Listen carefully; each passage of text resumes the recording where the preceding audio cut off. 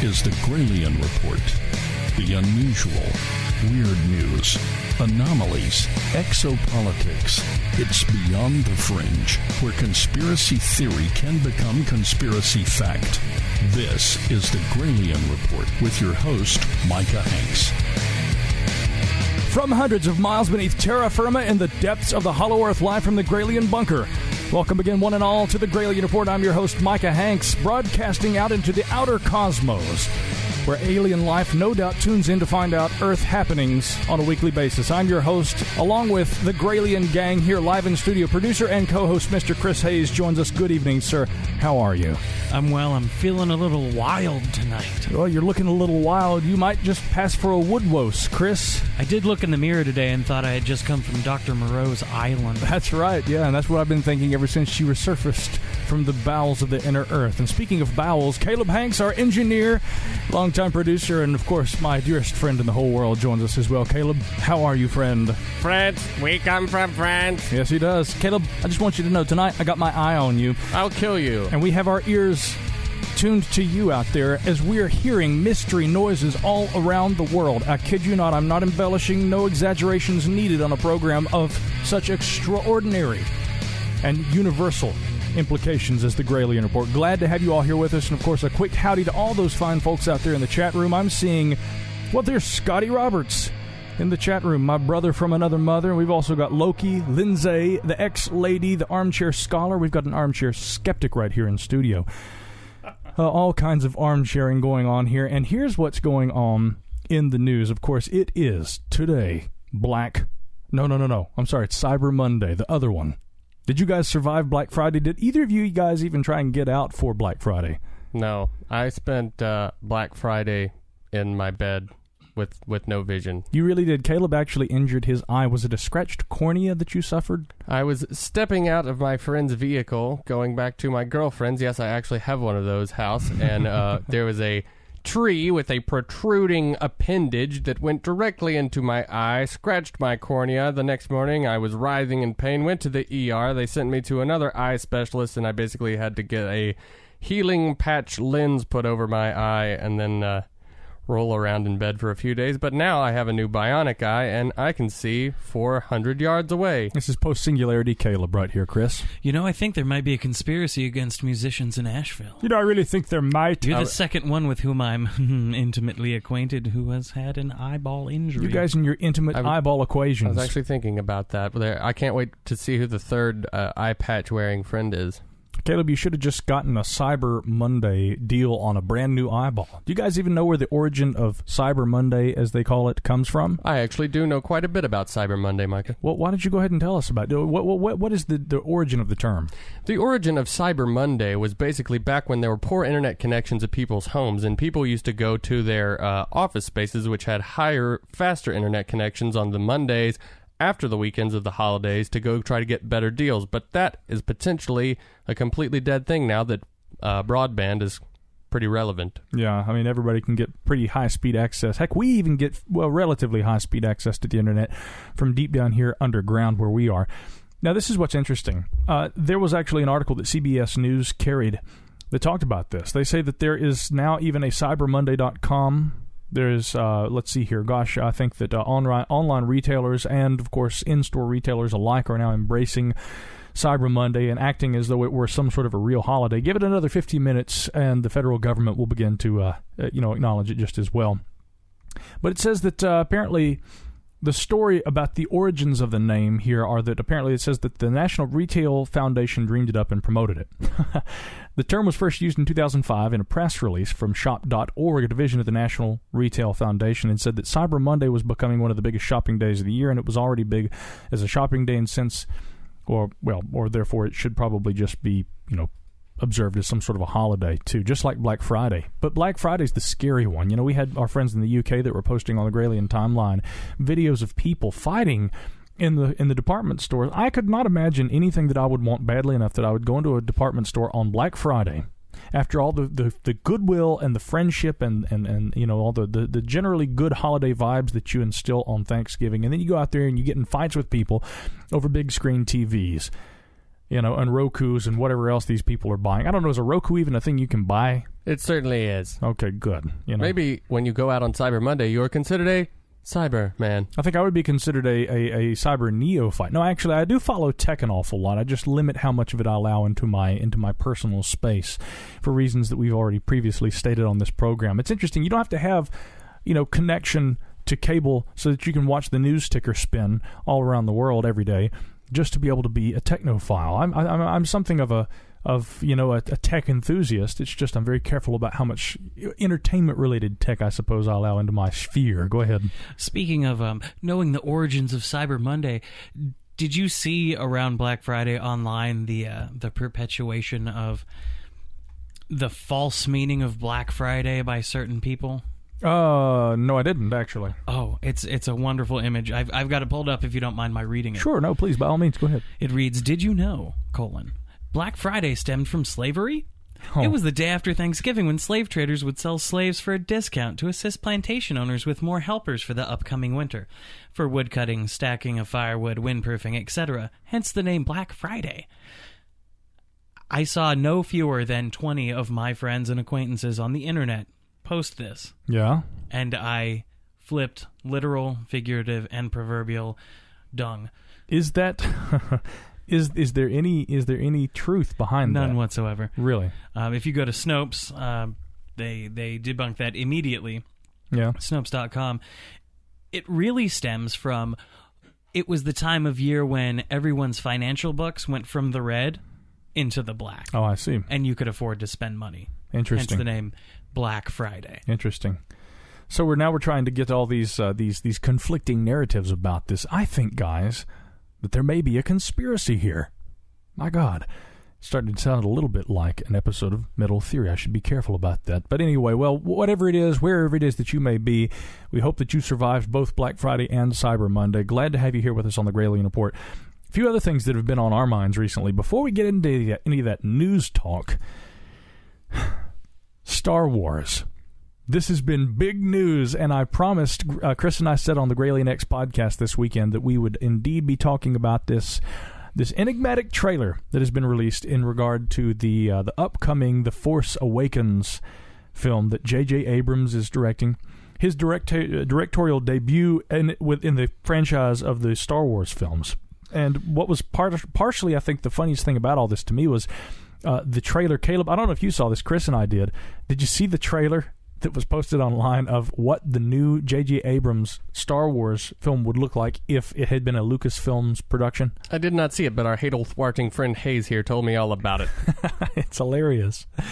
Yeah, they've used CGI to put. I mean, it's hilarious because like in the scene where the Millennium Falcon comes along. Actually, it could be a millennial almost now. What are the fans thinking? They cry their eyes out when George Lucas destroys the movies, and then they put George Lucas into the ones that doesn't have anything to do with George Lucas. The horribly CGI rendered Jabba the Hutt. God, I just love the Millennial Falcon and Jabba the Hutt. It's starting to sound like a parody over here. No, that's the dollar store Star Wars. Yeah, as a result of Micah's Star battles. My apparent inability to pronunciate certain terms now has spread into the Star Wars universe, the fanverse, as it were. Now, I found the film, or rather the trailer, to be quite good. I was telling Chris before the show it's already better than the prequels because there's no Jar Jar Binks and you already see the Millennium Falcon. It looks really good too. The Millennium Falcon, the Falcon looks beautiful. Everything about that trailer, in fact, looks extremely good. The most intriguing and many are actually saying the most controversial aspect about it is the cross guard on the lightsaber wielded by what appears to be a Sith in a snowy forest. And they need to stop right now. Tell them why, Chris. Because the cross guard on the lightsaber is canon. It has existed in all the writings. It is one of many myriad styles of lightsaber. It is not outlandish, and it is not indeed nearly the closest to outlandish certain lightsabers have been. There are lightsaber whips. There are lightsaber tridents. There are lightsaber cat o' nine tails. There are lightsabers specifically designed with flawed crystals so they sputter and arc. Heck, there's even a saber kebab. Exactly. There are the saber... What's it called? The saber staff? Yeah. None of that. No one flipped out over that because it's real. Well, as real as the Star Wars universe is, it's all canon. I just got to say... if you haven't seen Red Pill Junkie's animated reaction that he did to the Star Wars trailer, please follow Red Pill Junkie on Twitter. It's I haven't incredible. seen that. As a matter of fact, I should go see this. It's really great. No, I thought it was very interesting that, yet again, what we're describing, if you haven't seen it, and if you're not a Star Wars fan, please keep in mind, before I start getting hate mail from people, that part of what we discuss on the Gralien Report, and part of what we frequently touch on this show, is sci-fi and what we, I think, lovingly would call geek culture in general. That's a big part of our interest, because I think that there are a lot of tie-ins between science and the unexplained. I think, in fact, where science and the unexplained meet is the realm of sci-fi, and it's only natural that we actually bridge that gap from time to time by discussing the purely fictional. But yeah, the cross guard, and for those of you who don't know what a cross guard is, this is the portion that actually forms a T or a cross right at the base of the hilt of, for instance, a broadsword. And in this trailer, if you haven't seen the trailer, a Sith apparently appears in the forest, and he whips out the lightsaber, and then there's a cross guard that is similarly lightsaber-esque that appears just as well in the traditional red Sith saber color. And it didn't bother me. I thought, oh, cool, that's neat. But it's not an update. As Chris points out, in other relevant Star Wars literature, this is actually canon. In other words, it's considered actually official Star Wars universe material, I guess. Mm-hmm. Well, absolutely. As far as the new Disney encompassed Star Wars franchise goes, the extended universe is scrapped. That's out the window. None of that stuff really matters as far as these movies go. And just to go super nerd here on you, one of the big complaints was the fact that the design of the lightsaber, where the sword guard was, it wasn't just lightsaber coming out of the handle. There was actually little protrusions in the design, which people argued could slide down if lightsabers can slide. I don't know if they actually can or not, down and just cut those right off. They're not being blocked by the saber, so I don't know. Well, they're like you said, there are two little protrusions that emit the lightsaber crossguard. It's as simple as a splitting of the beam. You divert a little bit of the energy out to the sides. They won't slide down. It's all part of the singular handle. Well, now, Chris, this has a lot to do with the actual technical specifications underlying the physics of how the lightsaber in question works. And you've got to keep in mind that certain Jedi actually are required to build their own lightsabers. All Jedi are required to build their own lightsabers. Well, see, there you go. If you're going to correct me on a point like that, then you should know that... I'm sorry. But I think that we can also take into consideration that maybe when they're in close combat, they can use the smaller saber blades to stab their opponent in the heart. I think you just gave me a nerdgasm, Caleb. I think you gave me one just as well. That's what happens when I go Super Saiyan nerd. I'm just like, excuse me right here for a second. And your retainer just hovers above the ground. Somebody turn him off. Oh gosh, his eyeballs aren't working properly, but I'm like Johnny Depp from Once Upon a Time in Mexico, but you're like Johnny Depp giving that award acceptance speech for the guy the other night where he was completely blotto on stage. Did you see that? I did not see that. Oh man. Well, if the Star Wars trailer wasn't the thing that was making ripples for you over the holiday weekend, we apologize, but maybe this did. Maybe the ripples made in space-time. In fact, ripples in space-time that could reveal strange new stars. Now get this, the protons and the neutrons that make up the nuclei of atoms are made of more basic particles known as quarks. Most of you out there who are, well, not just physics junkies, but people who are experts on the physiology and the structure of things like lightsabers. I don't think lightsabers would actually have physiology, but I digress. Now, there are 6 types of flavors of quarks: up, down, top, bottom, charm, and strange. There's also the one that we call green-gray, which is where the name Gralien actually is derived from.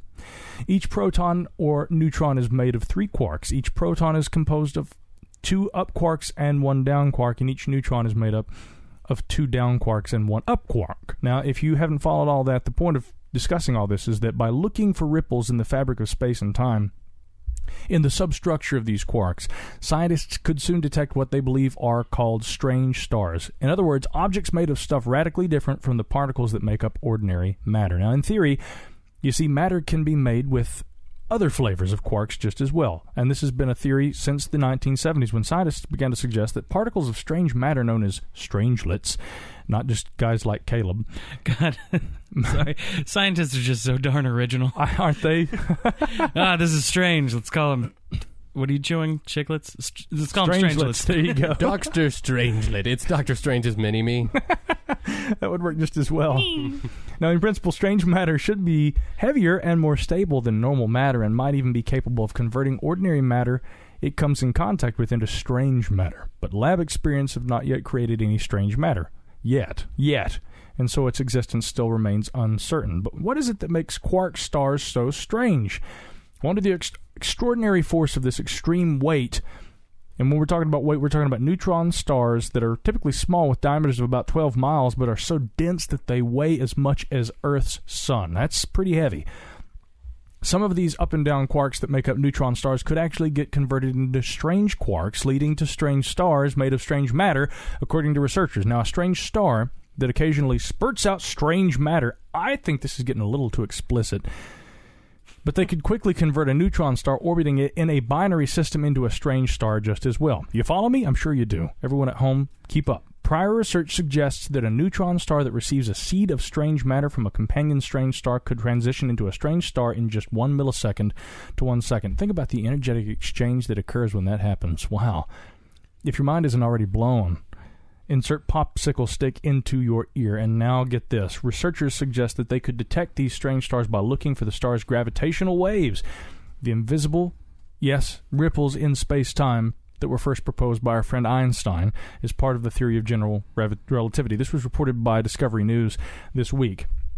Pairs of strange stars should give off gravitational waves that are different from those emitted by pairs of normal neutron stars because strange stars could be more compact, according to researchers.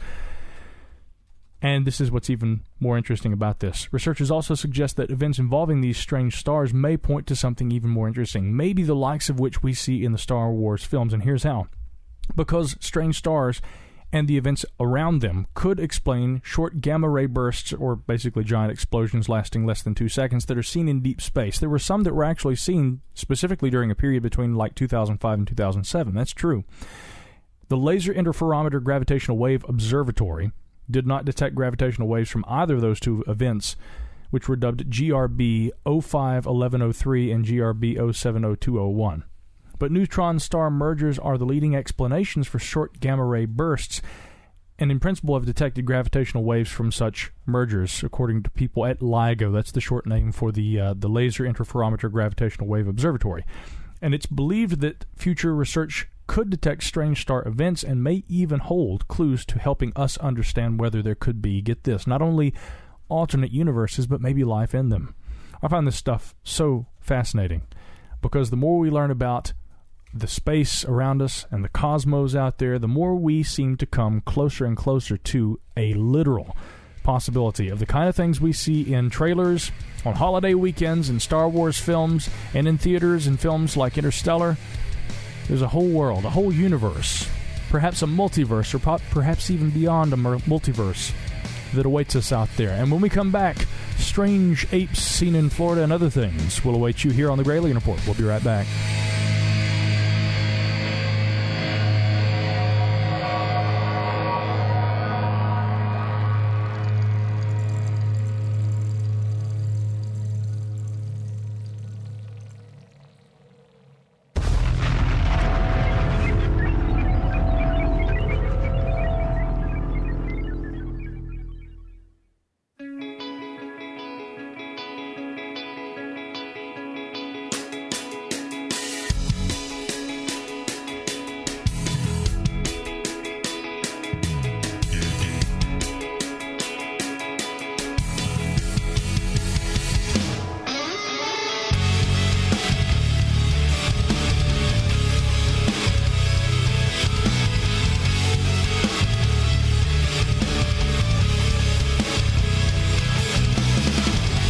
I'm Micah Hanks. This is the Gralien Report, and you've tuned in as we broadcast live to you Monday nights on the KGRA Radio Network, and of course worldwide, around the globe, anytime, any day, via the beauty, the majesty of the podcast medium, something that I'm becoming more and more well-informed on of my own accord, digging into the essence of the process and the art, frankly, of the podcasting medium, something that we love doing. You know, I think in the near future you'll be able to, in fact, learn a little bit about podcasting from me. You may even be able to pick my brain about that because I'm hoping to produce a brand new ebook on this subject. But, you know, there's plenty already written about podcasting. The way we do things with podcasting with regard to the Gralien Report is a little different from the way I think other podcasts are done. That's what this book's going to focus on. In fact, how you might how would we put this? Maybe podcasting like a dedicated nonconformist maverick, because we like to do everything from,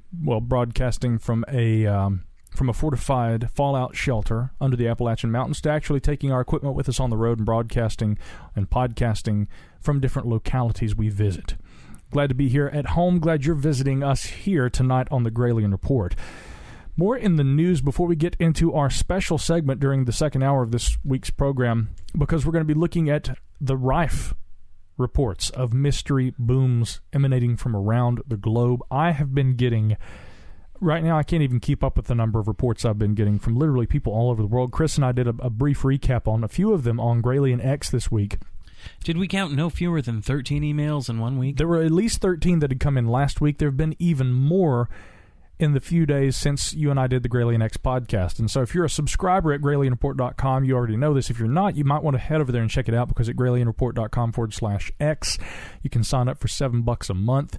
We also offer annual plans. That'll get you even more from the Gralien Report, and we get you an additional weekly news update. So once you've gotten your Monday update later in the week, if there's big news that's happening, you'll be able to get access to that just as well as the monthly Gralien Enigmas, too. And so Chris and I spent a little time talking about that, but there was so much to cover, we couldn't do it all, even on the subscriber podcast. And so for all to hear, all to see right now, the global phenomenon of the mysterious sky quakes, as some are calling them, we're going to look at that during Hour 2. And I'm going to tell you, there's some interesting, really, really interesting ideas being appended to this. Some people are talking about secret government operations, clandestine aircraft. We're talking about mysterious, anomalous natural phenomena, all different kinds of theories that are being put out.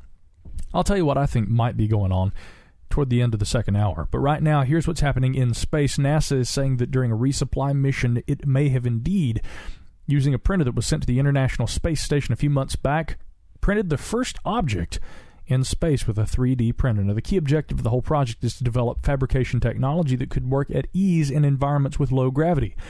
The need of resupply missions and rockets to transport hardware materials to outer space is eliminated due to the introduction of the technology of 3D printing. Now, Caleb and I got to see back last year a 3D printer in action when we visited Open Mines out in Arizona.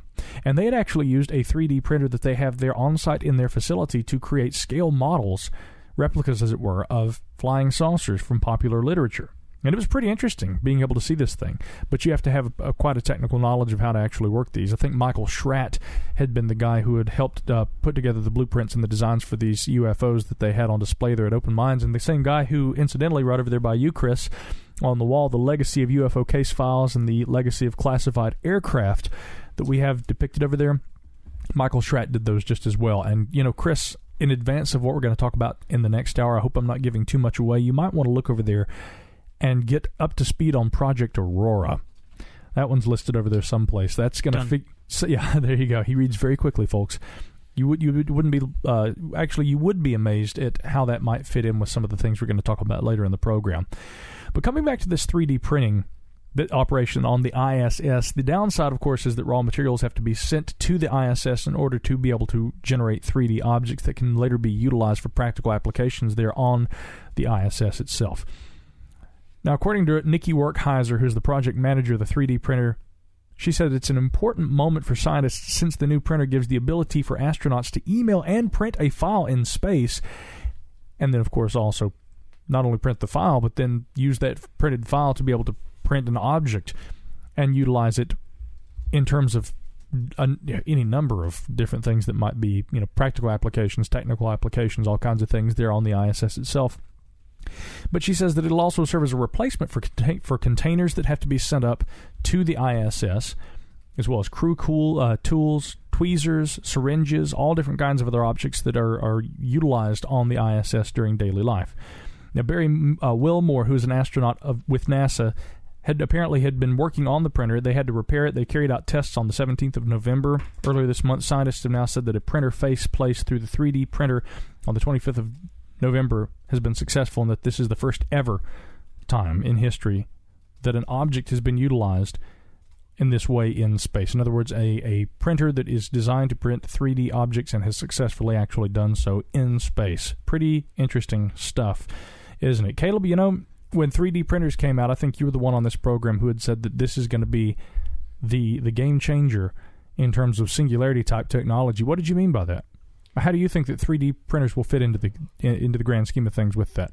I'm not sure exactly how it'll all plan out, but I think that there's a lot of potential for application as far as how we are kind of seeing all kinds of different industries kind of collapsing because of new innovative ways of like file sharing and blah, blah, blah. Music industry just kind of like died because of file sharing sprouted up, and I'm kind of thinking like what happens to the storefront once 3D printing becomes so readily available. Yeah, okay.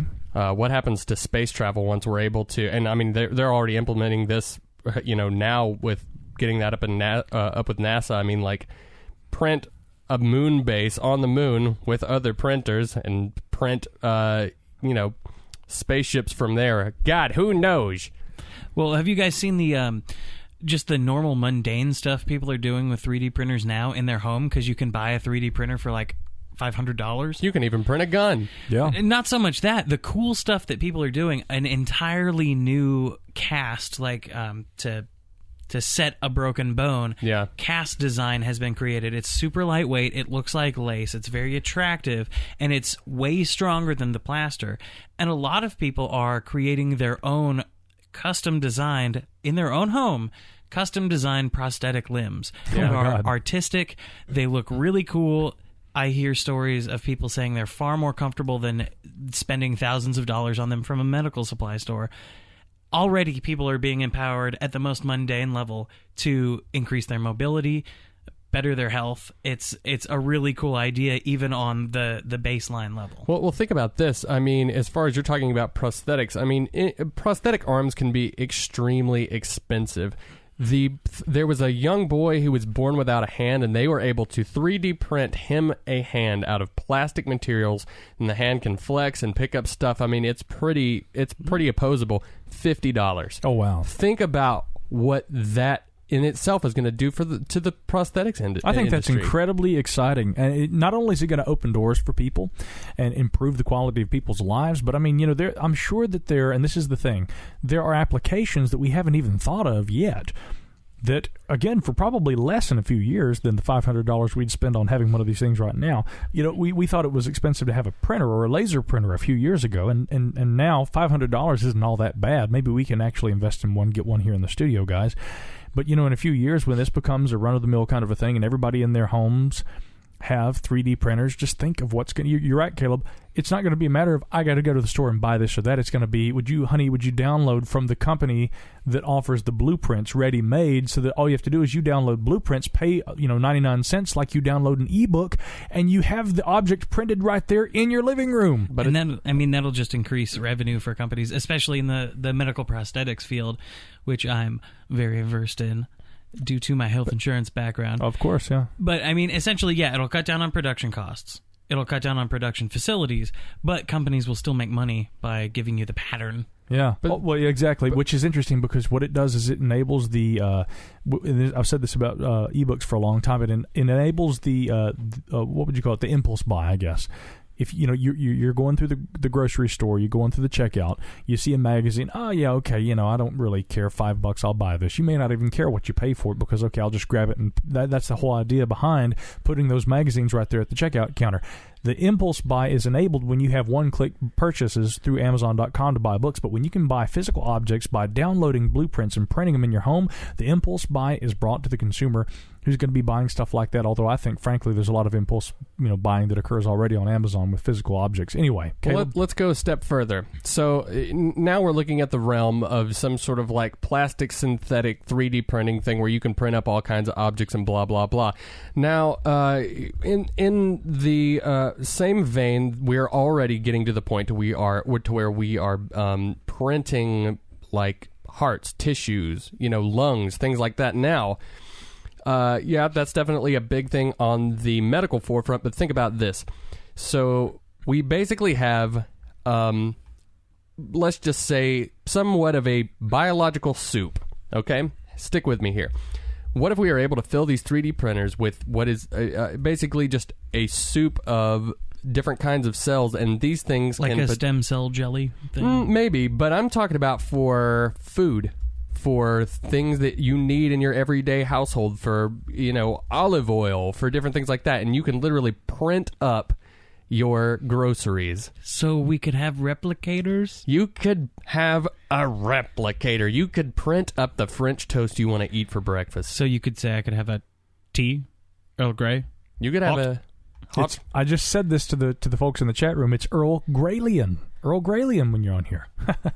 but seriously, like, people, and every time I try to bring up some sort of idea like this, people are like, that'll never happen. You're completely crazy. I love it when people tell me that I'm crazy, because I don't think that I'm a scientist, but all the greatest scientists that had all the greatest ideas were told they were completely nuts. And that makes me feel like I'm looking forward. Aren't we starting to see a trend with that, Caleb? I mean, aren't we starting to see a trend that if you're crazy and you've got an insane idea that's never going to ever happen, oh, well, maybe actually it could happen. But time and time again, we see technology making something that we thought completely impossible possible, just daily. Again, that seems to be just, that's just science. That's just technology in general. Everything we think we can't do, we will eventually do. As long as somebody can conceive of the idea, it will find a way, whether it be life, whether it be technology, whatever it is, it will find a way. Dinosaurs. And when it comes to life, by the way, I know you probably thought I was going to go off on a tangent about Jurassic Park here. Oh, speaking of trailers, I think, did I dream that I saw a trailer for a new Jurassic Park film? The Jurassic World trailer that looks so good? You know what? Is that what you're talking about? You guys know what's funny? There's a dinosaur called the D-Rex. Oh!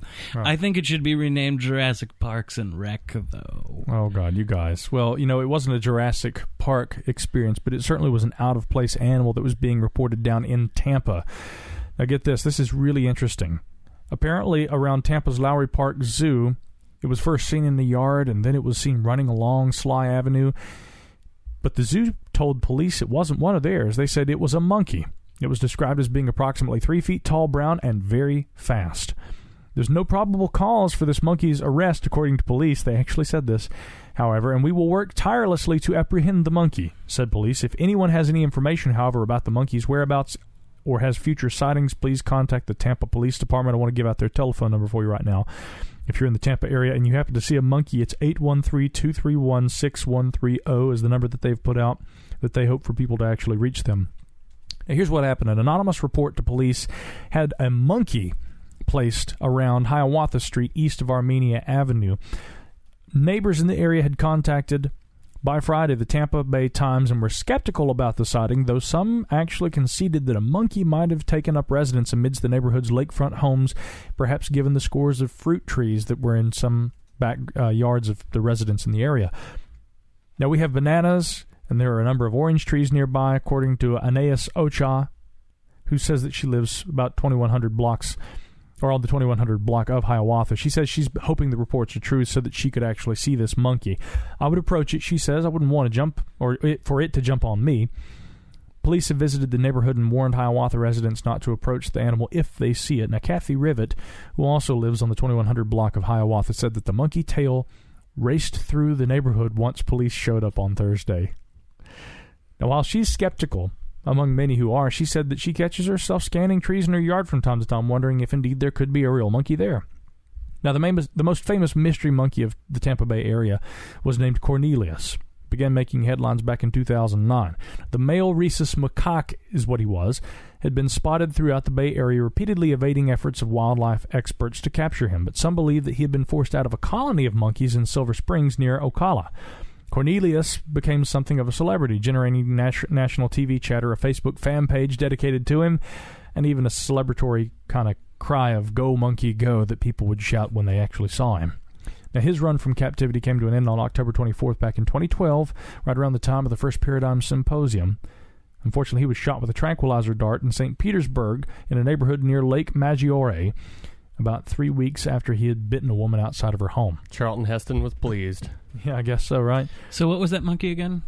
That was a rhesus macaque. Anyway, we have a creature that people are reporting as being like a monkey, Well, I don't know. I mean, what is it?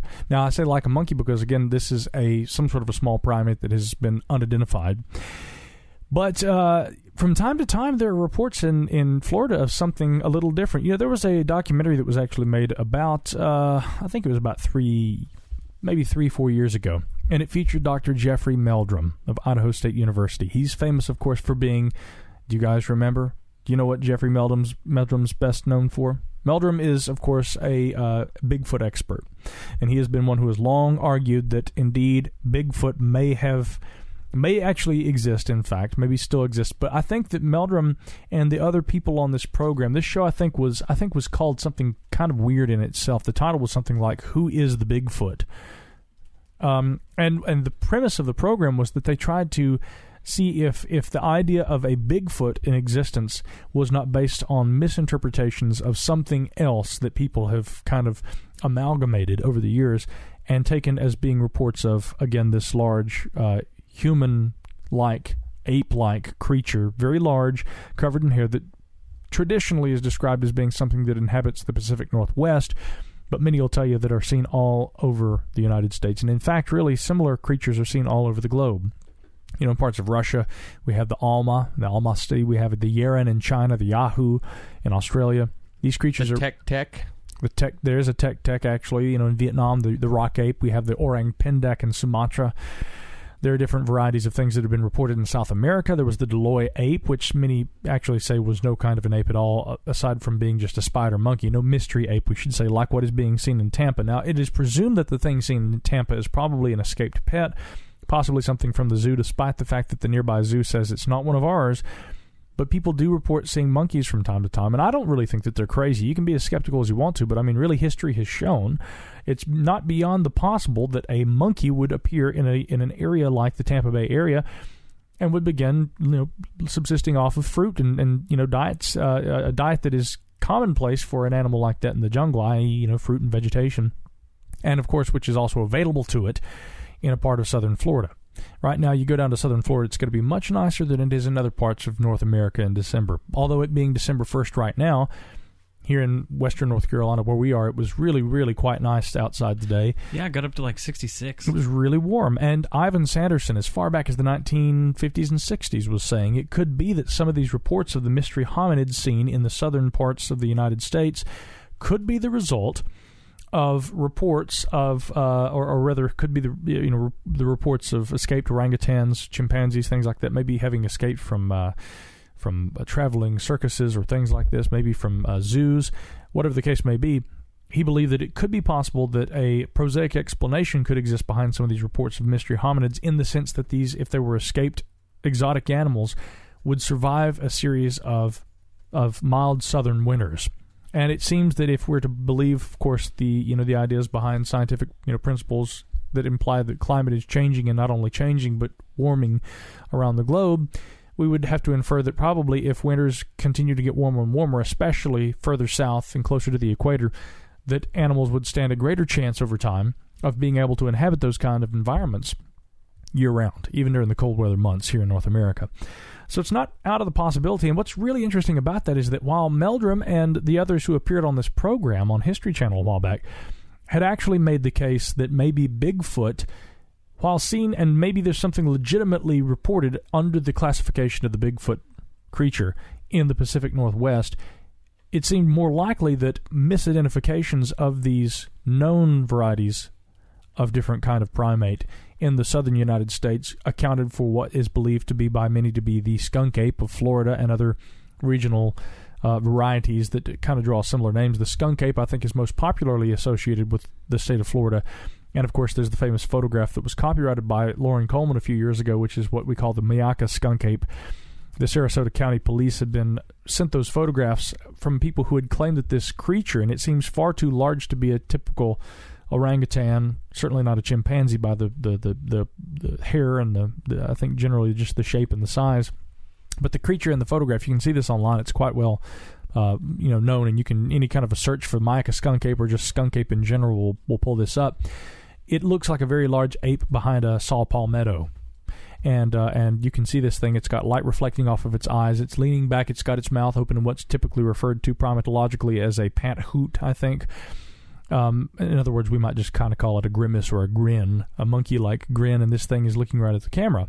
And these people said this thing was coming into their backyard and eating apples that they'd thrown out there in the fall every afternoon, and they were worried that if it was an escaped pet or something that it might harm someone eventually, but it was believed by people who've observed this photograph and looked at it and said, okay, what kind of a monkey is this? Well, it doesn't seem to really match known species.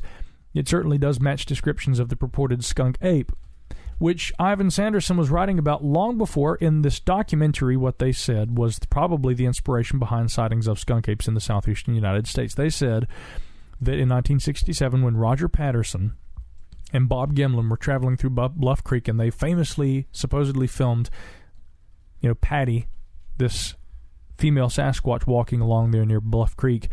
When that film was made, once it began to be publicized and the public became aware of it in the 1960s, late 60s, early 70s especially, that then the surge of reports of skunk apes began to occur. Again, we look back at Sanderson's work, and he talks about a lot of different regional varieties of different creatures that were said to exist in the southern United States and that were seen around Florida, Louisiana, Mississippi, all different kinds of localities. There were indeed reports that predated the Patterson footage, and I see that even good researchers from time to time, when they go on these TV shows, they latch on to very simple explanations for far more complex phenomena. I couldn't tell you exactly what the truth is, whether or not there is a quote-unquote skunk ape, any kind of a mystery ape that's hiding out down there in the southern United States and the Everglades of Florida, but I'll tell you the anecdotal evidence that is provided in relation to those kind of creatures and their presumed existence is just about as good as the Bigfoot of the Pacific Northwest. But what about Enkidu?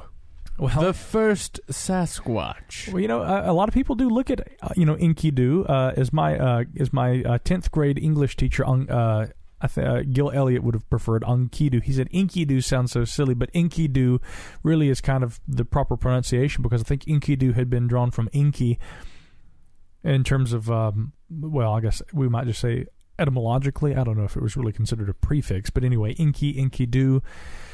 Yeah, he was described as a wild man is the whole point. And we have, in the Epic of Gilgamesh, we have Enkidu. We have, wait, hold on, is that right? Yeah. Right? Yeah, Gilgamesh is Enkidu. Then in Beowulf, we have Grendel. In all different kinds of literature throughout Europe. I mean, there are the reports of the Woodwoses. If we go back to the King's Mirror from the 1100s, that was actually, I think, a document that was retrieved from Norway. In a section of that document, it describes Ireland and the natural wonders of Ireland. This was the 1100s, and there is a very clear report of a creature that was described as looking just like a man but covered in hair, such that they could not determine what kind of an animal or a man that it was, but that it had a mane that flowed down its back like that of a horse, and that it walked with a hunched gait such that the mane split and fell over either side of its back as it walked.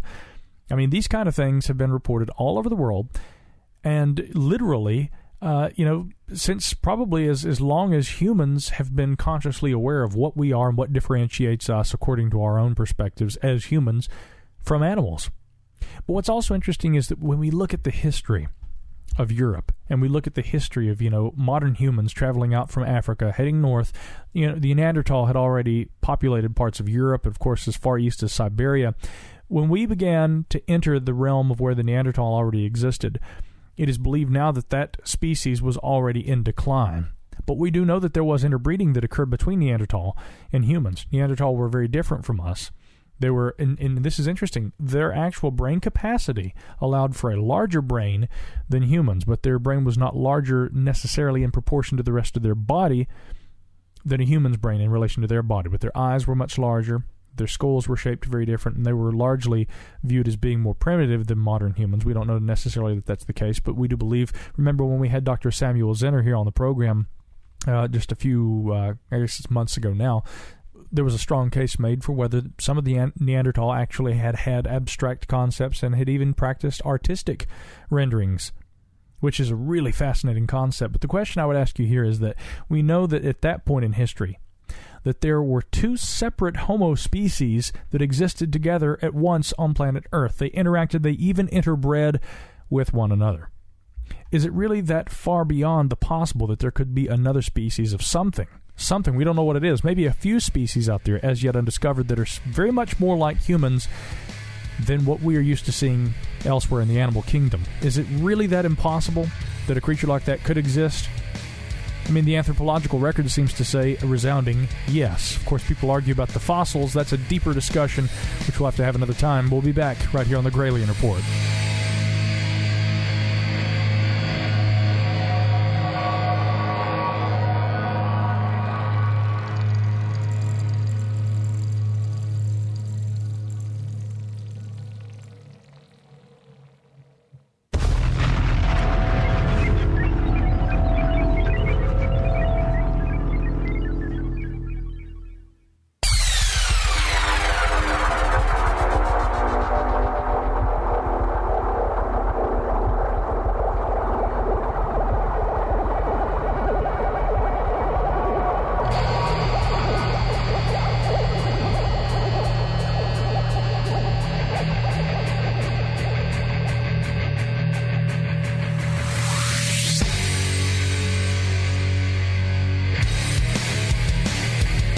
This is the Gralien Report. The unusual, weird news, anomalies, exopolitics.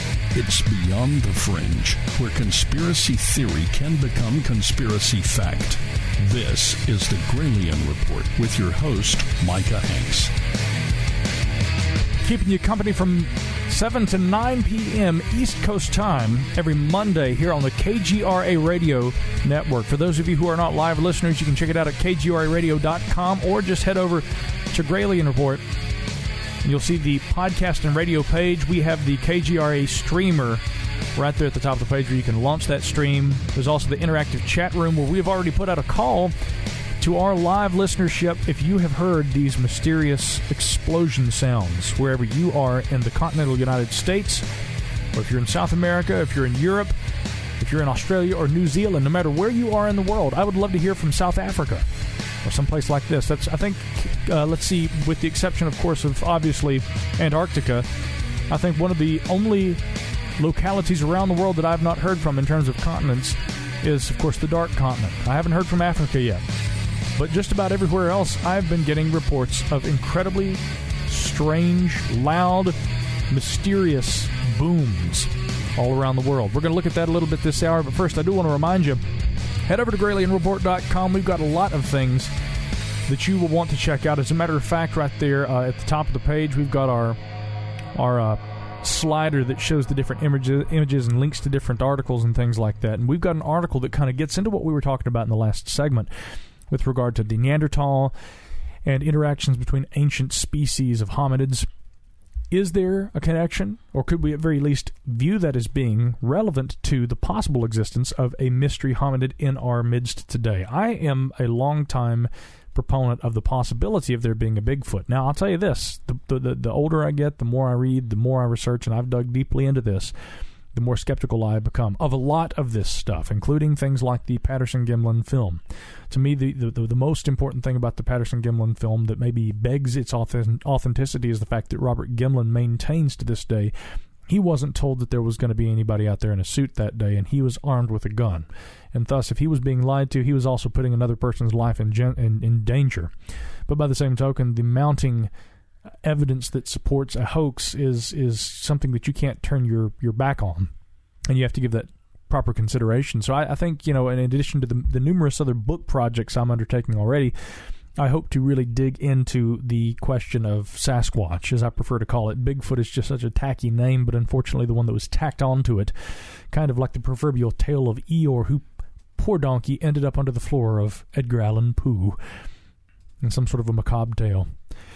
Now, that said, you also, while you're at the Gralien Report, will want to check out Gralien X. We've got a big black button right there, directly under the main image there on the screen that says subscribe to Gralien X. That'll give you additional access to what we provide here on this program. But what we're going to provide for you right now is a complete survey of a phenomena that actually goes back much further than what you're hearing about right now. But if you've been reading the news, if you follow weird news, if you go to GralienReport.com and you actually look at our daily news roundups that we put there, you already have read about this. You may have even heard one of these things. And I'm going to open up the phone lines here because Chris Hayes in our chat room has already asked people to contact him. If you've heard one, you can email him. What's the email that they can reach you at? The email they can reach me at this time is CLHayes, that's HEYES, gralienpod@gmail.com. That's the specific email. You're not going to use your Gralien producer email? No. No, Micah, he hates that one. The Gralien producer email is actually inactive. Is it really? Yeah, PowWeb. No, because it's a Gmail account, buddy. Oh, It's that one? No, Gmail. that one's been gone for a while. Oh, okay. Well, I'll stop emailing you at that. Well, that'd be helpful. and I thought you were just giving us the cold shoulder. All this time. Yes, well, okay, then that's the email you can reach him on, but I want to give you another option, too. If you've heard one of these strange explosions in your locality, you can reach us. I'm going to give you, rather than the KGRA hotline, the direct line to the bunker, which is 828-398-4886 to reach us here on the program. That'll get you in touch with us just as well. Now, I want to dive right into this because this is a strange and sordid affair. There's been a lot going on out there with regard to this. Now, I'd say that really it has been most recently reported in the United Kingdom as well as in New York. I think that the Daily Mail had carried the story that read as follows. A loud boom was reported by a number of people in upstate New York on Saturday afternoon at the same time as a similar noise that was heard more than 3,000 miles away in the UK. Now, residents in locations including Buffalo, Chicatagua, Clarence, and as far north as Niagara Falls took to social media to report the unusual noise that they had heard at 4:45 p.m. Eastern Standard Time. People described it as being loud enough to shake their homes and rattle their windows. Now, at the same time as residents in New York State reported hearing noises, hundreds of Twitter users in the UK reported hearing similar sounds that also shook the windows. An audio recording of the loud bangs taken by a woman as she sat at home in Croydon, South London, might shed some light on what is really behind the unexplained noise. We actually have that audio for you, and we're going to play that right now to give you an idea of what these mystery booms in the UK are said to sound like.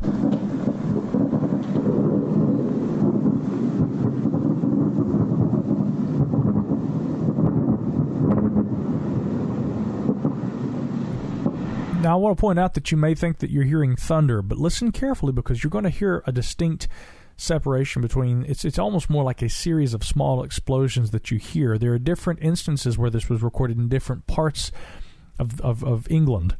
You're going to hear a few of these. What? Go ahead. Sounds to me almost like gunfire. It's a little reminiscent of that, actually. Okay, let's hear it again.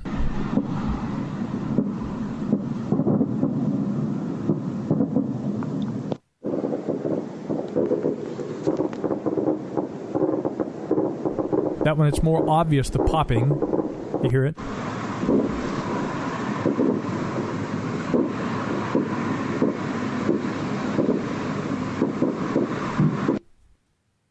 As you can kind of tell, I mean, it starts sounding a lot less like thunder and more almost like some sort of an automated kind of a, like, I don't know. I mean, like what? Like secret UK government semi-automatic tanks.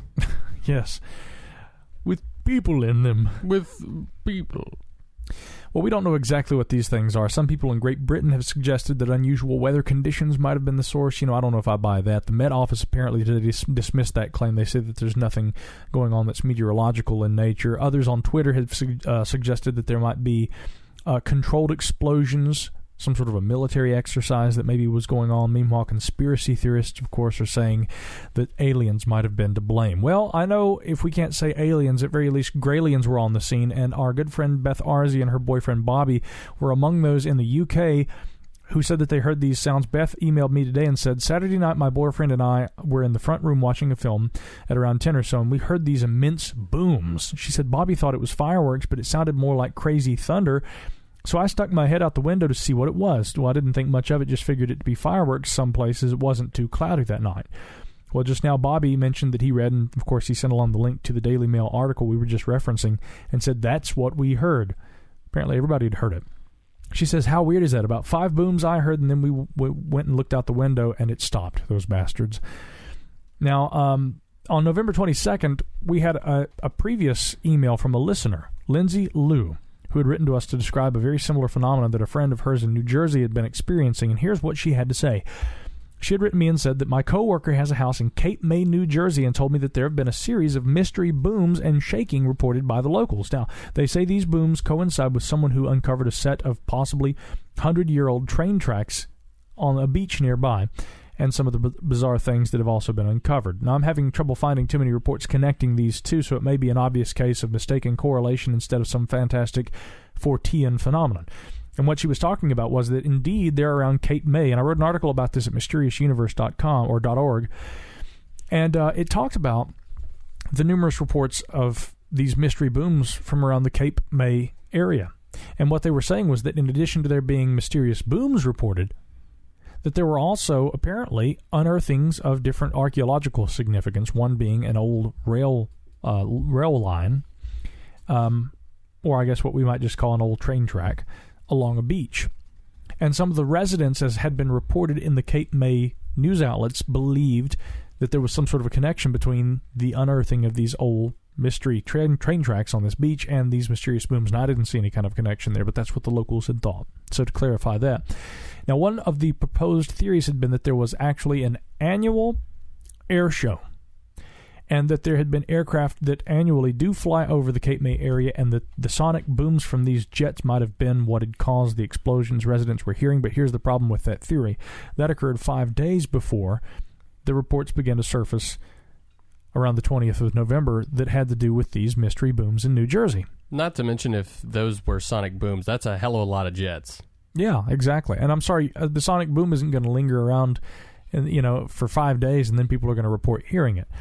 The aircraft that were connected possibly with this were on record having appeared 5 days before the booms were described being heard. And again, we look back to June, there were earthquakes that occurred, as well as these purported explosion sounds in New Jersey, also in New York. Seismologists and geologists were concerned because these did not appear to coincide with any kind of a known fault line or any other kind of known, according to the USGS, any kind of seismic activity at all. I mean, there was no earthquake that happened, and yet people were saying that their windows were shaking, their homes were rattling, and that they were hearing these explosions. The USGS said, sorry, folks, not an earthquake. Well, if not that, then what?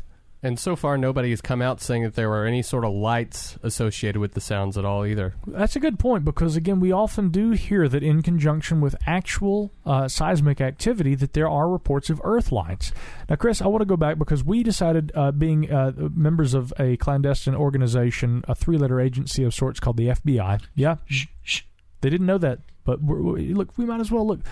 We need one branch that will actually give transparency and disclosure. We are actually members of the Fortean Bureau of Intelligence, the FBI. You've blown our cover. Or Thanks. Fibby, if you will. Yeah, we're Fibby. Chris, it's time the world knows. Don't you guys I feel guess, like... full disclosure, fine. But it seems to me like there might be another agency with that acronym. Never mind. What, the federal... body investigator? Yeah. Is that like a forensic group? Forensic friendly body? Booger investigator? I don't know. Yeah, Might have been. I just... Yeah. Anyway, onward. Well, here at the Bureau down here in the Gralien Laboratories that we have, where we do all of our spectroscopy, I guess, or whatever, spectropos. I'll let somebody else try and work on pronunciation. Spectroscopy? Spectropicana, Micah. It's spectroscopy. Okay, did I say it more or less right the first time then, huh? Indeed. I really think I might. Chris, we were looking at the works of Charles Hoy Fort because he did report mysterious explosions. I was interested in seeing whether he had reported mystery booms. Now, you were canvassing the Book of the Damned. I know that there were some references to things like that in the book. We only had a finite amount of time that we were able to actually look prior to the program. What did you find in Fort's first book? Well, I found one passage in particular to be quite compelling from the American Journal of Science in 1819. Yeah, not 1918. It's an account from a Professor Graves, communicated by a Professor Dewey. No first names were given. And now I quote, that upon the evening of August 13th, 1819, a light was seen in Amherst, a falling object, sound as if of an explosion. Huh. In the home of Professor Dewey, this light was reflected upon a wall of a room in which were several members of Professor Dewey's family. The next morning, in Professor Dewey's front yard, in what is said to have been the only position from which the light that had been seen in the room the night before could have been reflected, was found a substance. And that is the only I guess, inclination of the sound, but no one actually saw anything in the sky. They just found something after the fact. That sounds like a star jelly. Yeah, exactly. I was going to say, yeah, there's a well-known Welsh term for that, in fact, which I won't hazard to try and pronounce right now. Yeah, those Welsh terms. I think it's actually something along the lines of poudre serre is how they say it, but it's star jelly, basically. Rot from the stars is actually what it means. A star jelly baby. You know, I really think you might. Now, when Lindsay wrote about what was going on up there around Cape May, knowing, as Chris was describing here, the Fortean history of mystery booms, I decided that not only would I write about this at Mysterious Universe, but I would look and see if there were other reports occurring around this time. This was before the kind of reports we're going to get to here in a moment. But when I began writing about this for Mysterious Universe, I did find that there were a number of reports of explosion sounds that are emanating from around Dayton, Ohio, and surrounding areas, rural Kansas as well, where our KGRA network is headquartered. There have been reports from that area just as well. And I asked the readership of Mysterious Universe in that article to share with me some of their reports of mystery boom phenomena from around the world. Now, what I'd like to do is actually go to an early break right now. When we get back from this, we are going to be hearing from all different corners of the globe, because I thought maybe a few people in Dayton, Ohio, maybe a few people in Kansas. Yeah, I heard from New Zealand, Canada, all parts of the United States, England, even before it was being reported by the Daily Mail and other news outlets. It seems to be a far wider-reaching phenomena, and maybe there's something behind it, which we'll discuss when we come back right after this.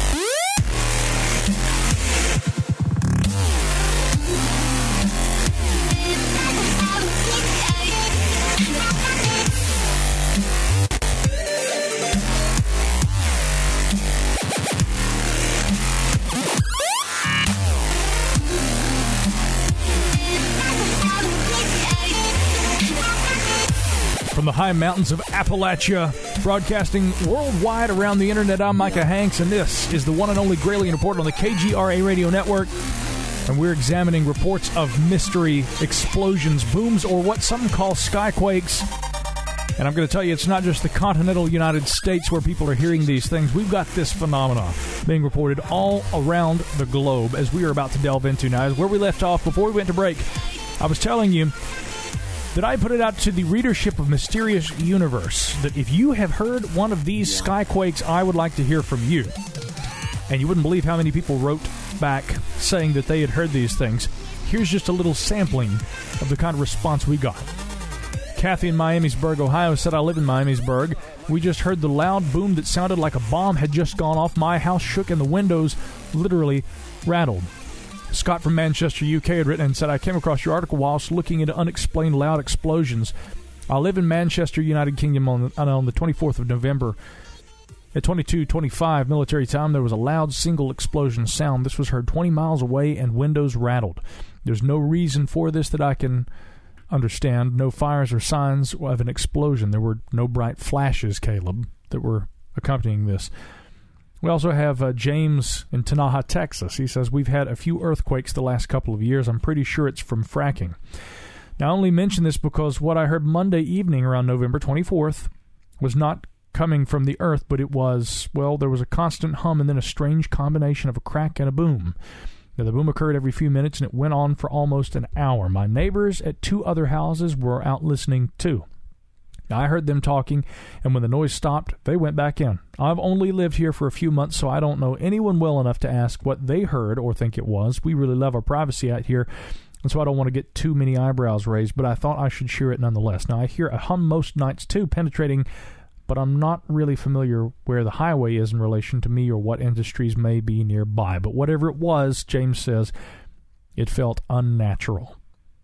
He also got one from Trent in Alabama. He said, this may be of no use to you, but sometime last year a series of booms were reported in the Lauderdale, Colbert County areas of northwest Alabama.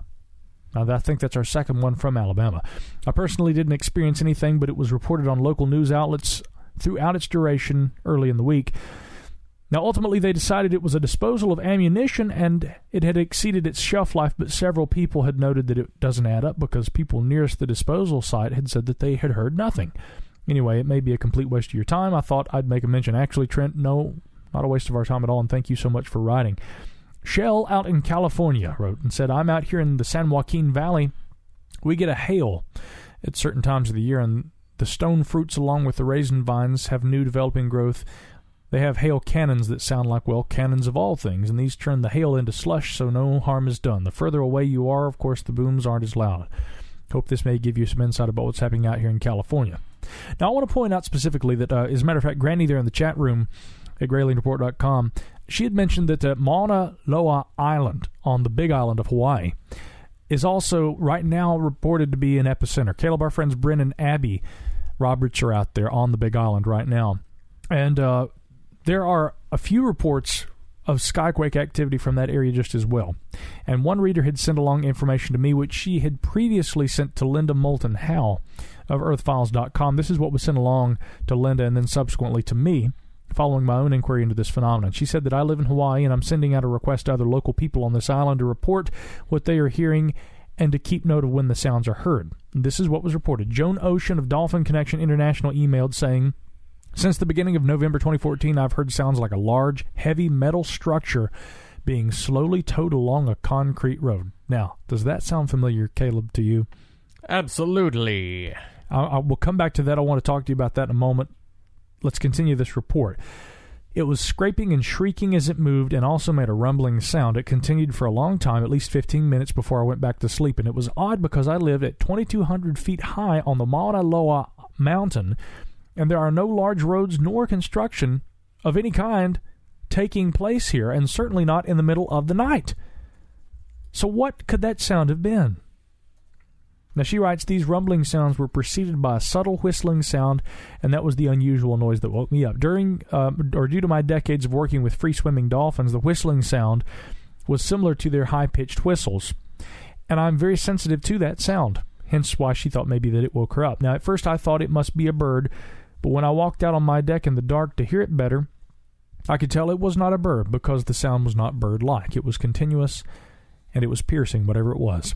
And then I heard the heavy metal rumbling sounds, which, when she described that in the email, Caleb, it sounded an awful lot like something that you heard here over western North Carolina just a few years ago. Yeah, I was at a friend's house, and we were having dinner and watching a movie, and there was just this overwhelming loud sound of what I thought at first was an airplane going over.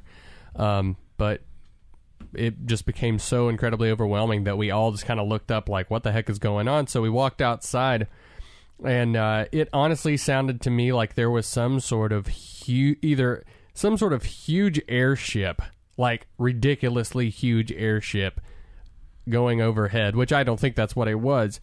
But it had a really large mechanical sound, and it didn't seem to be originating from one specific origin of the sky or anything. I mean, it was honestly just all-encompassing. I mean, it was from everywhere, and it was so loud. It was like the loudest thing I had ever heard, and it went on for probably 10 minutes, and then just slowly faded. 10 minutes? Probably 10 minutes, and then it slowly faded out, and I mean, I've stayed over at my friend's house multiple times. I've been there so many times. Never heard anything like that before or since. And I mean, there are things like trains around there. You have the Vulcan rock quarry over in that area.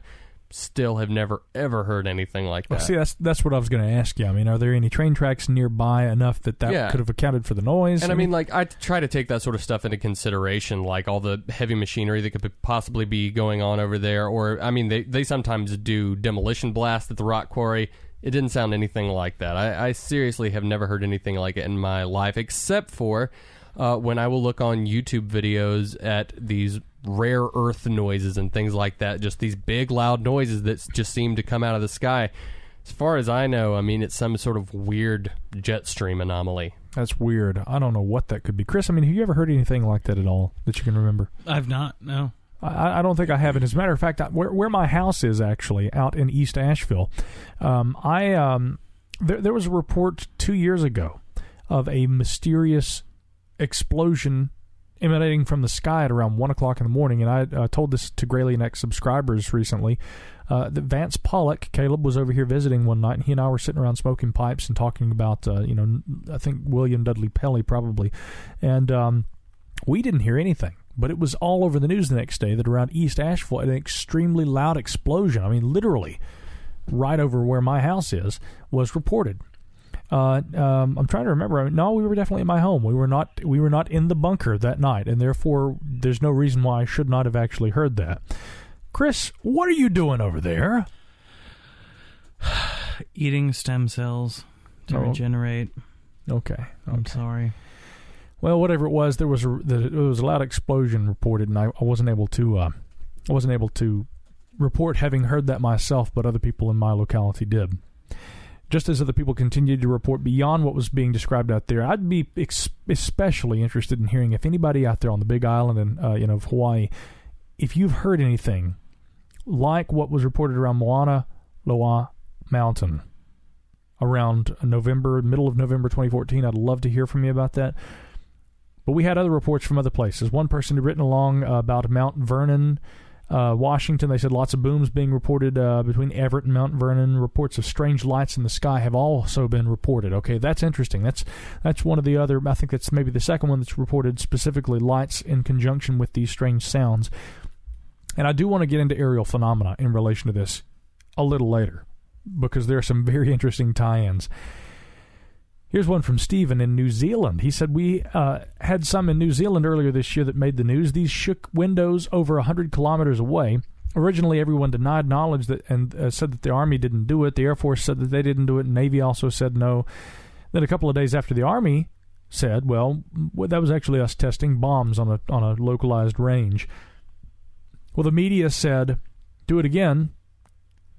And apparently, according to the reports, and he actually mentions which reports discussed this a little later. He says that the military conducted similar tests to see if they could recreate the noises, but no similar sonic booms were reported over New Zealand.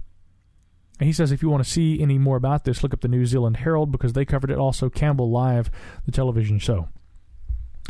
Now, here's one that came along from Todd in Wisconsin. He said, I was reading the article on Mysterious Universe that you wrote. He says, in my town of Richland Center, Wisconsin, around the end of August 2014, I heard what sounded like a sonic boom or an explosion, and I felt what I call pressure move through my house, and it seemed like a feeling you have when you're around something that has just exploded. Now, I've never been around anything that's exploded except for when Caleb here has been having burritos for dinner, and therefore I couldn't really attest to knowing exactly the kind of pressure he's describing. Hey, nobody told me that there was one of those alien things in there that's going to explode out of my chest. Yeah. And let me tell you, the reconstructive surgery of my rib cage has been going perfectly. You're doing really well. Caleb is an android, by the way. Chris is the only one that eats burritos anymore. Yeah. 2-week-old burritos. Yeah. It was a chalupa, Chris. Whatever. You guys and your war stories. What you do for science. Now, I'll do anything for science, Micah. Todd continues and says, my brother also heard this noise. He lives nearby, and I have a friend who lives 20 miles from me who heard the exact same sound. We posted them both on Facebook. A lot of people have been posting these things on Facebook, and I want to just say again, if you have heard something like what we're describing here, you can actually join the conversation here on the program tonight. 828-398-4886 will be the direct line to the bunker. I'm not putting out the KGRA line because really, I mean, if you call the KGRA line, you're going to have to call our network, which then forwards the call to us, whereas, really, I mean, in expediency's sake, I think you can just call us directly. So that's 828-398-4886 if you want to reach us here. Share what you've got. You can also email me, info@gralienreport.com. That's one way you can reach us just as well. Chris is actually scanning his emails just as well. Chris, you want to give out that email one more time? Yes, that's CL Hayes, HEYES, @gmail.com. Now, in Scottsboro, Alabama, apparently Chris has written, and he'd said that a couple of days after the earthquakes that hit the Midwest, he said something rattled the shop where he works, and it happened 3 times. He says our shop's like about 100 feet by 40 feet big. That's a great big steel building. Well, he said it just rattled things and got our attention because it was like a boom that just really caught, well, he said, like, you know, it's hard to explain, but it just really caught their attention. Now, he said people who live 30 to 50 miles away from that area had been talking about something rattling their homes, but nothing was ever on our news in the area. He wanted to know if anyone else in the North Alabama area has had this happen to them. We've got another one here that comes in, and this is maybe one of the most interesting ones that came because Maria writes, in regard to your sonic boom story, I was hearing something weird last night that may or may not be related. I'm living in Oshawa, Ontario, Canada, about 45 minutes east of Toronto and right by Lake Ontario. Now, she says there was a really loud, really high-pitched sound that would last for about 4 or 5 seconds and repeat every couple of minutes. I noticed it at about 11 o'clock p.m., when I went to sleep at about 1:30, it was still going on. Now, Maria says that this had been driving her so crazy that she went around her whole house turning things off, listening, unplugging things, listening. She said it was a pitch that was just barely within my range of hearing. She mentioned she's in her 30s. So I don't think it was any kind of an alarm. It was the same from every room, which makes me think it wasn't some kind of an electronic buzzing either. And plus, it was actually really hard to ignore. I couldn't even sleep well because of this noise, even after I put on a podcast. Maybe it was hours. And I live by train tracks. I'm not that delicate when it comes to sound keeping me awake when I'm trying to go to sleep. Anyhow, I just thought it was weird, and after I saw your article, I wondered if it wasn't something that might be related or being carried over the lake. Maybe it's, who knows, something out there over Lake Ontario itself. That's about a 10-minute drive away. Now, Maria had written us from Oshawa, Ontario. Within a few minutes, I got another email sent from her iPhone. Maria wrote back and she said, no word of a lie. 2 minutes after I emailed you, I stepped outside and I just heard 2 booms about 2 minutes apart, and all the dogs in the area started going nuts. How's that for synchronicity, huh? Now, there have been a lot of suggestions made about what the possible causes behind these widespread reports of mystery crashes are. Some of these include earthquakes, sonic booms created by aircraft. We've reported on some of this stuff. And I want to reference this article in the Daily Mail. There are a couple that have appeared. And one of these has to do with a mystery, of course, loud boom that was reported around not just New York, but Manchester. That's what we started with. I want to come back to this and what the Daily Mail had actually been reporting. Some of the residents in the area had actually been talking about hearing this thing, saying that it shook their house. One resident from Alden said the noise was clearly a sign of extraterrestrial life. Now, a question. Why, when people hear something so strange, do they immediately gravitate toward the extraterrestrial explanation for it? I wouldn't necessarily, but many people think that this is evidence of aliens. Here's what meteorologists at the National Weather Service are saying, okay, around Buffalo International Airport. They said they did not hear reports or report themselves hearing or feeling anything at their office and do not believe that there could be a weather-related explanation. Okay, now we are talking about a series of events that have occurred in this region, the northeastern United States, for the last several months, but here's what we understand. The U.S. Geological Survey says that they have not got reports of significant earthquake activity in the area that could account for these reports of explosions or booms. We have the National Weather Service saying that they are not hearing or feeling anything at their office and that they do not believe that there could be a weather-related explanation. Okay, let's go to the FAA. The FAA personnel in the area of Boston are saying, according to operators in the control towers, that they have not reported seeing or hearing anything either. No booms, no objects. So in this article at the Daily Mail, they get into some of the possible explanations. They say one possible explanation is that the loud noise and ground shaking could have been a meteorite breaking up in the atmosphere, which could indeed result in a sonic boom. Again, we reported that back in June, the USGS had no reports on this. Well, the U.S. Geological Survey, although they didn't report any seismic activity or earthquakes in the area at the time, they said a small earthquake did take place just 2 hours later. An earthquake took place after the booms were reported, a small one, but an earthquake was reported after the booms. What the hell? It's like they're just playing with us now. It was a magnitude 1.5 quake that was centered about 4 miles west of Lockport and happened at 6:27 p.m. local time. Tectonic plates rattling beforehand. I don't know. It's almost like a temporal phenomenon. Now, Jana Persley is a geophysicist with the USGS in Colorado, and she said that it would be impossible to attribute reported noises to the Lockport earthquake if it actually occurred hours later. In other words, an earthquake that happens after the sounds are heard is in no way correlated with the actual. There's no causation between these two incidents. No way that you could tie the sounds to the earthquake. And any earthquake that registers 2.0 or less on the Richter scale is a micro-earthquake, and no damage was reported as a result of that quake, according to law enforcement agencies in the area. Now, at the same time as residents in New York were reporting hearing these noises, again, as we already discussed, Beth Arzi and others have written to us and talked about what's been heard. And interestingly, there's this recent wave, but keep in mind that a lot of the reports that we just went over, many of them, I think there were at least 2 that came from Manchester, UK, were reported before what was happening in the last few days. What we just heard the audio recordings of. Claudia Anginella had said that she was watching television at her home when the unexplained sound started, and she said, according to the Mail, I was at home watching TV when I couldn't hear the program all of a sudden due to these loud noises that literally drowned it. She said it was very distracting and went on for ages. So what was it? I went out to look for fireworks. Does that sound familiar? But I couldn't see anything in the sky. And that's when I recorded the clip to send to my family and see if they could hear the same thing. Now, I want to listen again to that audio that we played earlier because, again, what you're hearing now, it may have sounded a little like thunder before. Listen more carefully now, based on what people have been describing.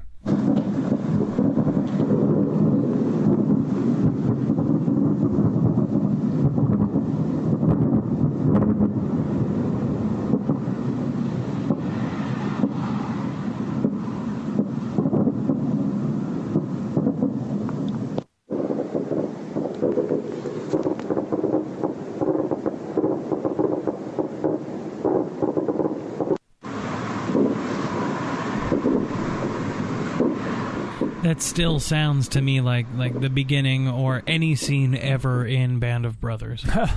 It sounds like Normandy. But it does not sound like thunder. If anything, I would say an automatic weapon, maybe. That sounds very clearly like weaponry. Yeah. It sounds to me like DARPA and HARP have turned into one singular agency called DARPA? DARPA. There you go. Now, apparently a Ministry of Defense spokesperson also told the Mail Online that she has no records of any jets being scrambled that night. But there are a lot of people who have been taking to Twitter and saying otherwise. Space debris such as old satellites and things can cause sonic booms that are heard over large areas, but this was reported to have lasted, get this, apparently around 30 minutes. Would that have been space debris falling? Would that have been a meteor? Highly unlikely. Highly unlikely that this would have been something that lasted for 30 minutes. Now, there is another explanation that was espoused, and that is that this could have been some sort of a supersonic aircraft. There was little wind last night, so conditions were perfect for sound to travel, according to a science writer who had actually commented on this. Now, this is interesting to me because the following day, I believe that the Mail probably decided to follow up on this. And the question was, were mystery bangs being heard all over Britain and New York caused by a U.S. stealth jet? I think that the more important question is, if it was a stealth jet or a stealth aircraft of any kind, what was it? But we actually have an idea. And this actually ties into UFO lore a little. It's going to be interesting when we come back here on the Gralien Report. We're going to dig into this, offer our own insights, and take you a little bit back in time to a similar flap of strange phenomena that was being reported and the skyquakes that accompanied it. We'll dig into that when we come back here on the Gralien Report.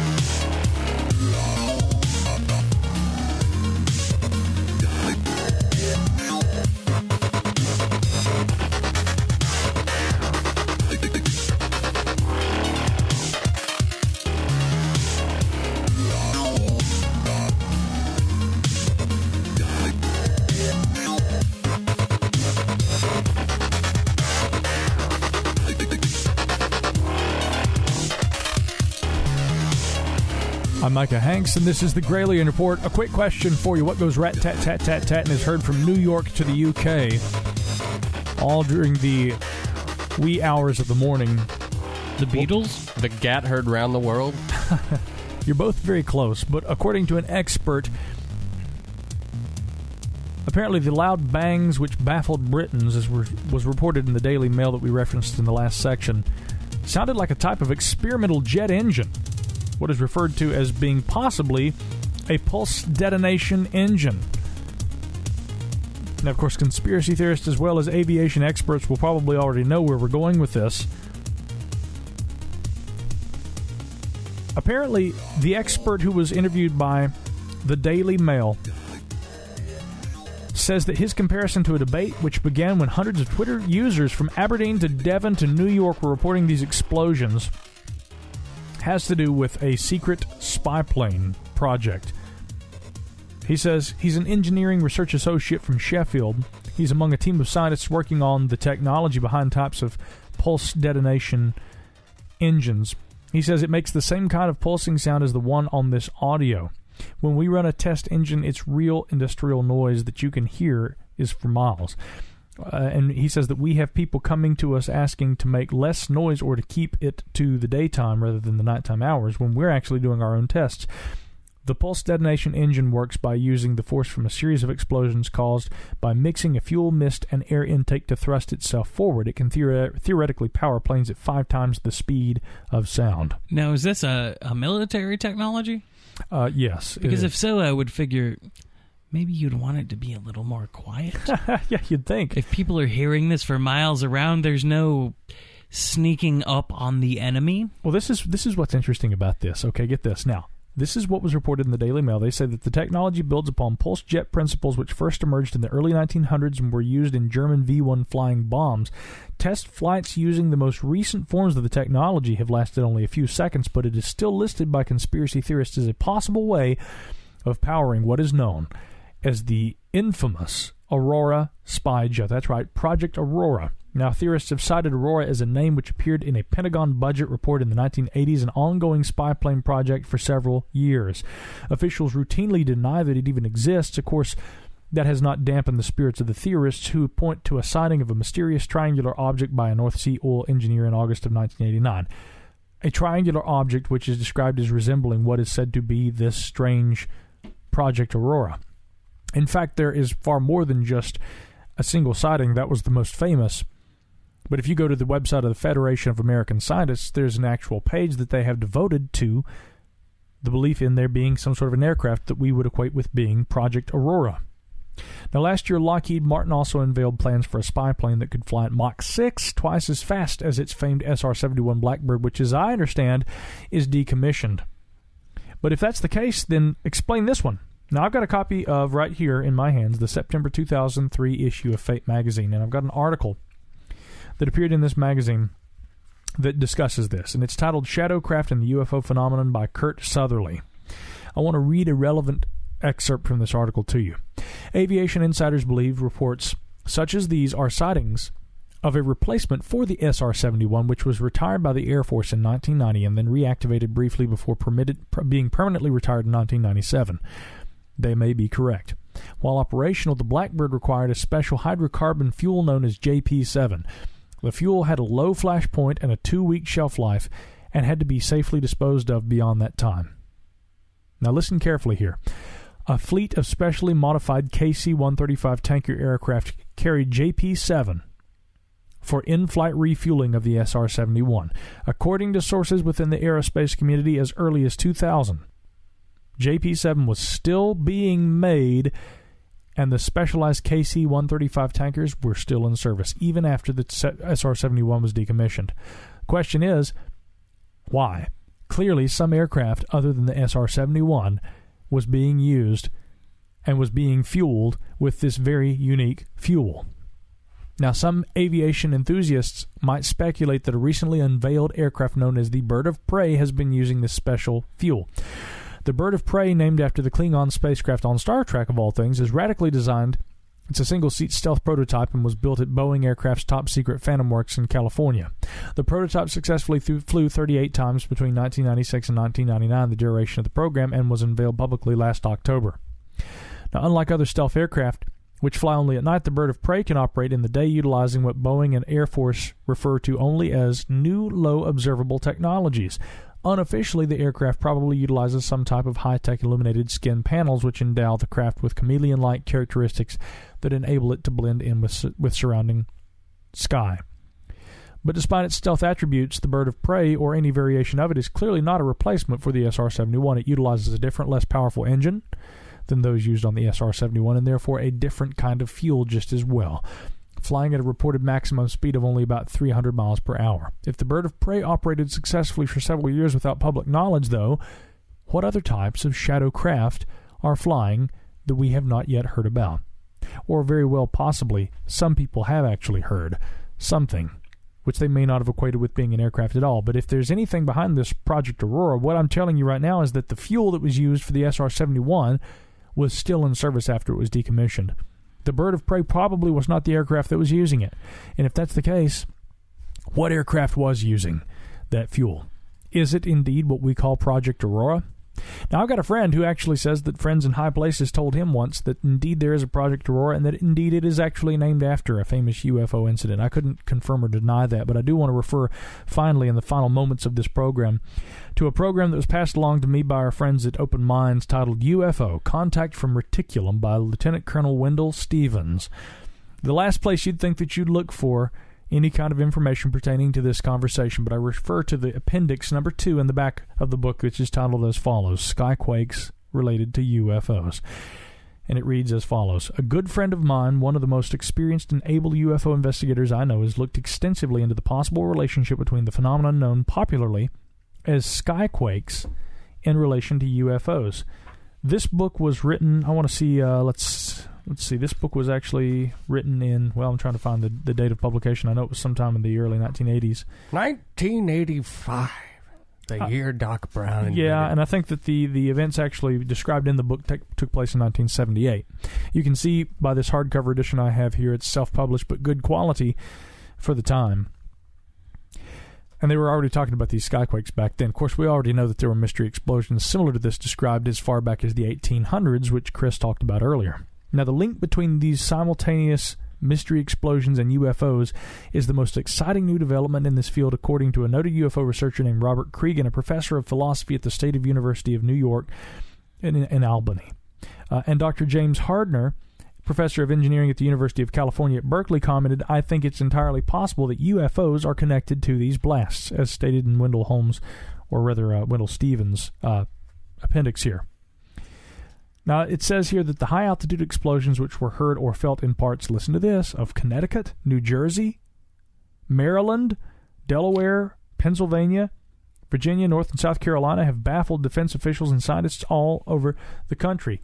They mentioned Maryland right there. You know, I was going to point out that one of our good friends of the program here, Jeff Adamson, he also said that he had reported hearing these things just as well. And when Chris, you and I talked about this on Gralien X and mentioned that Jeff had posted on Facebook about a strange noise in Maryland that he had heard, well, he wrote back to us and he said, I just heard your call for an update. Many are saying the boom was thunder as we were getting heavy snowflakes. Even the news reports pointed to what are called thunder snows. But he says this sound lasted 20 seconds or so, didn't have the rumbling through the sky like normal thunder has. Emergency vehicle responses were triggered and were supposedly triggered by the vibrations alone, but it was nearly immediate when that happened. He said, bottom line, no one is sure what this thing was. Well, that was even reported as early as November of 1977, according to the appendix in this book. In conjunction with, get this, not only a mystery bang that shook upstate New York around the time of a giant arrowhead-shaped object seen hovering over the area, a triangle-shaped or arrowhead-shaped object. December 2nd. 1977, William Herman held his little daughter in his arms as his trailer home shook violently from such a blast. When he looked out the window to see what caused it, he saw a circular, silvery disc-shaped object hovering less than 500 feet away. December 2nd, 1977, Mrs. P.C. and her daughter observed a bright object with lights on it as it moved slowly across the highway in front of their car. Only a short time after a mystery blast rocked the area. December 4th, 1977, near the same location, GWR and his family saw a bright light come across the valley shortly after hearing a rumble. December 13th, 1977, just 2 nights before another series of earthquakes, or rather airquakes as they're referred to here, shook the East Coast. 2 teenagers and 2 policemen saw strange orange lights moving about off the coastal area, which had been struck heavily by these blasts. This is upstate New York, Maryland, Pennsylvania, the northeastern United States, which happens to be one of the, if you want to call it an epicenter, of these present reports of mystery booms. So what is happening? This is truly bizarre stuff. In the final moments of the program, I just want to say, if you, anywhere you are hearing this, have experienced this same phenomena, I would like to hear from you, info@GralienReport.com. We would love to hear more about this. If you have ideas, theories, or any kind of insight that might be supplied toward knowing what could be the cause. I don't think that it's all one phenomena. I think that some people hear things from time to time, and they may equate it to being similar to things that other people are reporting, but I do think that there has to be at least some consistency between some of the reports, especially the ones most recently reported in areas like the northeastern United States, Manchester, United Kingdom, and other locales. So if you've heard about this, if you've heard these actual sounds, if you have any ideas or insights, info@GralienReport.com. And now I turn it to the Gralien Report gang here in studio. So what are we dealing with? Is there really a long lineage of some sort of a strange meteorological phenomenon? Because certainly what Charles Fort was talking about back in the 1890s, and of course in subsequent decades, that wouldn't have been spy planes, right? Obviously, I think just like UFOs in general, there has to be probably a number of phenomena taking place here. But what are people reporting right now? I mean, is this Project Aurora? Is this a spy plane? Is this something else? What is it?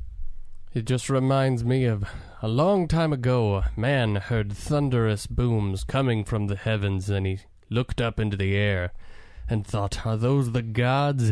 And now here we are, faced with even stranger noises, and wonder if there are perhaps creators, perhaps gods beyond the gods we thought existed before. What kind of gods are you getting at, Caleb? Maybe. You mean like double gods? Maybe. Ancient aliens. Maybe not an ancient alien. Maybe a somewhat adjacent race. Something technological. Something giant.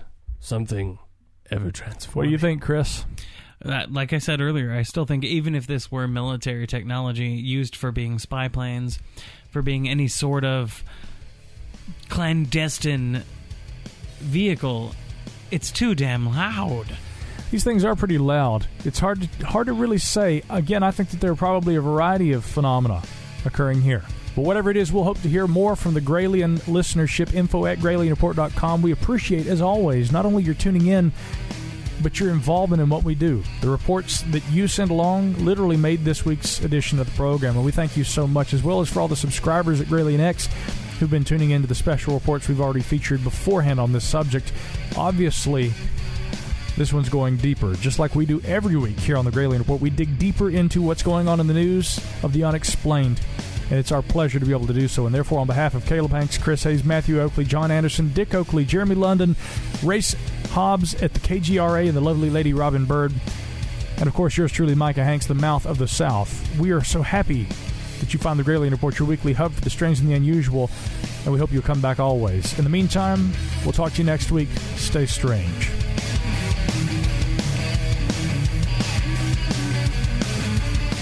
You've been listening to the Gralien Report with Micah Hanks. Any rebroadcast or duplication of this program or program content without express written permission is strictly prohibited.